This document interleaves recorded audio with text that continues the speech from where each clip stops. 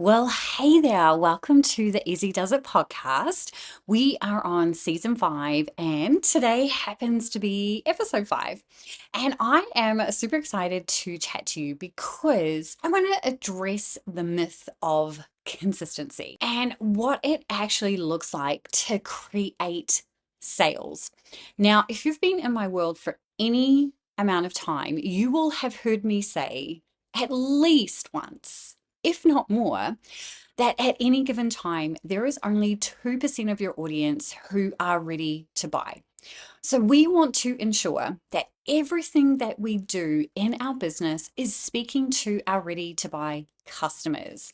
We always want to have that assumption that at any given time, 2% of the people who are paying attention to us, who are opening our emails, clicking on the links in our emails, clicking on links on our social media posts if you're doing social media still, anything like that. There's only ever 2% who are actually in a position to buy, who are ready to take that next step. And it's not that we ignore the 98% who aren't.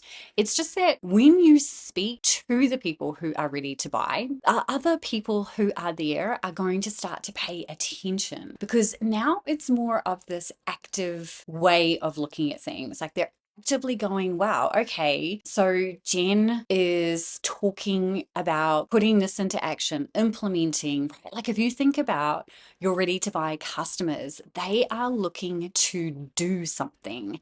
And so your content always wants to reflect that, which is why showing up less can actually lead to more sales.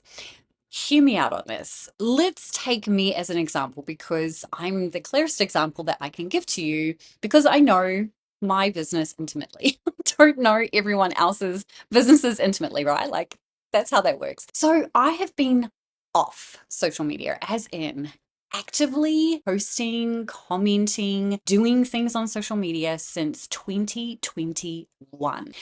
And between 2021 and 2024, I was clearing six figures without doing anything on social media. Now, full transparency. In that time, I was running paid ads. I will fully cop to that. No problem admitting that. So I was definitely running paid ads, both lead generation and straight conversion ads. But I noticed in 2024 that things were starting to shift. And so I actually stopped running any paid ads in 2024.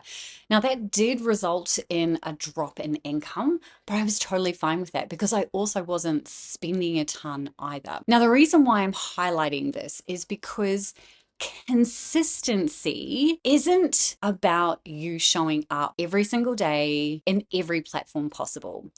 Consistency is deciding where and when you want to show up and sticking to that. So for me, I have made the commitment to speak to my audience through email only, and to do so 6 days of the week. Right, that's kind of the minimum. Now, I can automate a lot of that. There are at least 2 long evergreen sequences that are running that go out on a Tuesday and a Thursday. So I don't need to write those, they're already pre-written. So that then leaves me with Monday, Wednesday. Friday, I already have the Friday flashies going out, which is a evergreen sales campaign. So now I've got Mondays and Wednesdays and Saturdays where I need to create content. But here's the thing, there's, flexibility in this. I also have the Grow, Nurture, Sell MBA newsletter that goes out on a Monday. So actually, I only really have to think about Wednesdays and Saturdays. And often I won't even worry about a Saturday, if I'm being truthful, because I don't know about you, but I'm kind of taking time off on the weekends.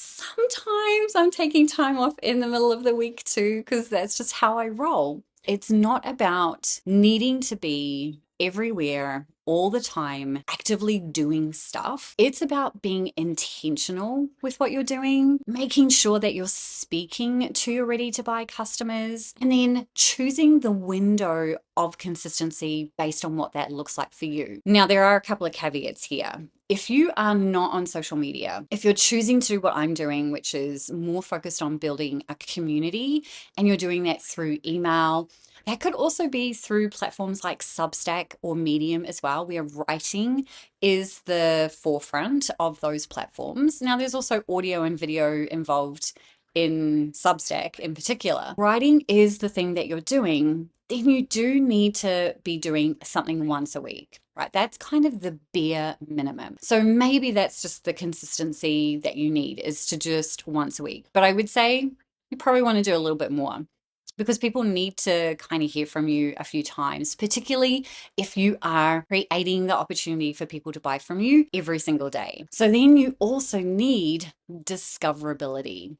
So discoverability is long form content. That is a blog, which could also be on Substack or Medium, right? You could absolutely be doing it there. So a blog, a podcast, or some type of video channel. Now, I'm not saying YouTube, because there are other video channel options, right? It doesn't just have to be YouTube. It's more about, where do you want to spend your time and where is your audience? Where's that kind of crossover? And then figuring out what your consistency looks like. You can absolutely batch your content, but discoverability is very much about optimizing for ready to buy customers as well. People who are searching for a solution to a problem that you solve. And then you want to make sure that whatever they are landing on is going to take them to your offer, whatever that is. So that's what speaking to your ready to buy customers looks like. Consistency is once a week minimum. We're probably going to do a little bit more than that, but bare minimum, once a week. And if you're not on social media, then that means that you're going to be on different platforms where people probably aren't paying as much attention. If we're being honest, social media is kind of like a vortex. It kind of sucks you in. And you want to make sure that wherever you're choosing to show up, that you're doing so in a meaningful way. So if this is something that you're interested in diving a little bit deeper on, these are the types of things that we go into inside the 1K Lab. So this membership is all about helping you grow your audience in an intentional way on your email platform, or if you're doing something like Substack, you could absolutely do it there, but then selling to those people, right? Doing something every single day to intentionally create the opportunity for people to buy. Remembering that 2% of your audience are ready to buy and everybody else is not. So if you'd love to come and join us, you can come and check things out at hustleandgroove.com/the 1K Lab. And the one is the number one. And your action step today is really to sit back and go, okay, consistency, what does that look like for me? And how do I write to my ready to buy customers?